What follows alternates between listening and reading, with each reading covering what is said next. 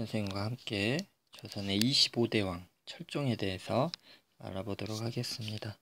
철종의 원래 이름은 이원범이라고 합니다. 근데 이제 왕이 되고 나서 이름이 이변으로 바뀝니다. 이제 조선시대 왕들은 외자였죠. 그런 백성들과 다른 그런 어떤 모습을 갖기 위해서 외자로 이름을 바꿨죠. 철종 봅시다. 일단 철종의 전대왕을 알아보도록 하겠습니다. 철종의 전대 24대 왕은요 헌종입니다. 헌종의 아들이 철종은 아니에요. 조금 있다가 그 철종의 계보 족보를 한번 살펴보도록 할 겁니다. 자, 그러면 헌종의 아버지는 효명세자였고 효명세자의 아버지는 조선의 23대 왕인 순조였습니다. 여기가 아들 1명, 이렇게 아들 1명, 다 아들이 1명밖에 없었어요. 그런데 헌종 때는 아들이 없게 됩니다. 이제 헌종의 뒤를 왕이 없는 거죠. 그래서 왕족 중에서 가장 가까운 왕족을 이제 찾게 됩니다. 자, 그러면 철종이 어떻게 왕이 됐는지 왕의 계보를 알아보도록 하겠습니다. 철종은요 영조와 영빈 이씨의 집안이에요. 자, 어떻게 되냐면 영조와 영빈 이씨. 자, 영조는 몇 대 왕이었죠? 그렇죠. 21대 왕이었습니다. 자, 이 사이에서 이제 사도 세자가 태어납니다. 사도 아버지인 영조, 뒤주에서 죽은 사도 세자를 그리워하는 아버지의 마음으로 생각할 그리워하다. 아들이 죽은 것을 그리워하고 마음이 안타까워하는, 그래서 사도라는 이름을 붙였죠. 사도 세자의 정실 부인 해경궁,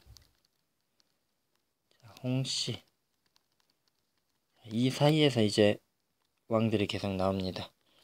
이 사이에서 22대 정조가 여기가 왕이 되고요. 그 다음 23대 순조, 그 다음 효명세자,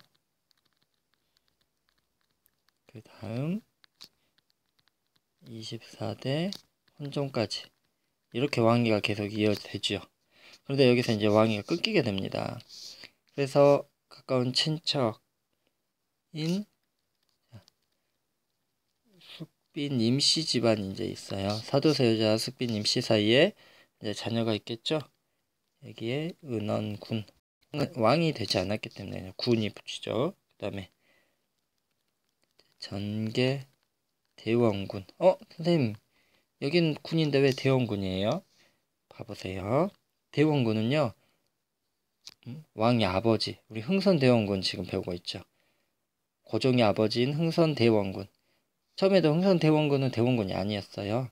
하지만 고종이 왕이 되면서 군에서 이름 이제 대원군으로 바뀌죠. 전개대원군도 마찬가지예요. 철종이 25대 왕이 되면서 철종의 아버지인 이분이 명칭 이제 대원군으로, 전개대원군으로 이제 바뀌게 됩니다. 그러니까 헌종과 철종 사이에는요 따지고 보면요 헌종이 이제 조카가 되고요 철종이 삼촌이 됩니다. 그러니까 아버지와 아들 관계가 아니라 왕이 조카와 삼촌 간의 관계에서 이제 왕위가 계승이 되는 겁니다. 자, 그러면 철종에 대해서 조금 더 알아보도록 할게요. 철종은요 왕이 되기 전에 철종 집안 모든 가족이 영무에 휘말리게 됩니다. 그래서 강화도로 유배가 돼요. 특이하죠. 유배가 된 집에서 왕이 되는 거죠. 근데 후에 조선의 왕이 됩니다.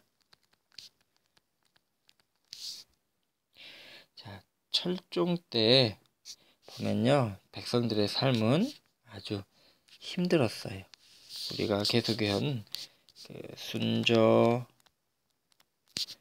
헌종, 그 다음에 철종에 이르기까지 이때 안동 김씨들이 권력을 차지하게 됩니다. 뭐였냐면요, 매관매직, 지금으로 얘기하면 공무원 자리를 돈을 받고 파는 거예요.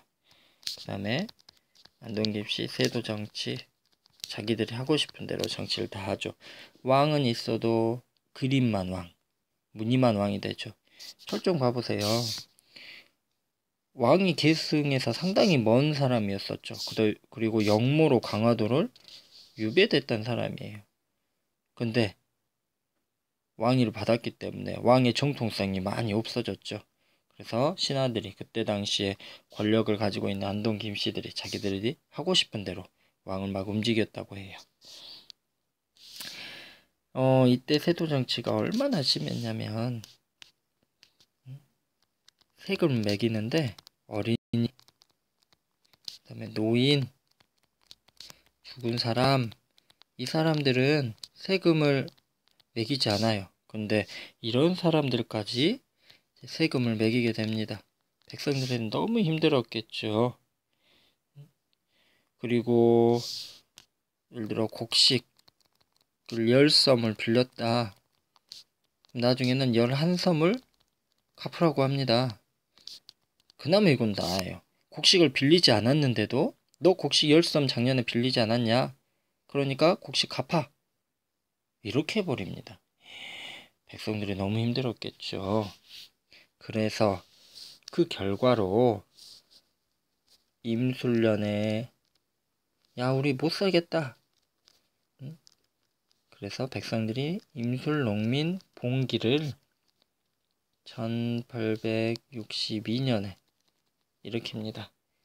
여러분 책에 나온 이게 바로 진주 밀란입니다. 임술년에 일어난 농민 봉기. 이거는요 훗날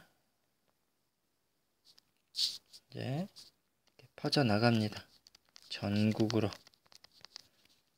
그래서 전국으로 확대가 됩니다. 백성들의 삶이 참 힘들었다는 걸 알 수 있겠죠.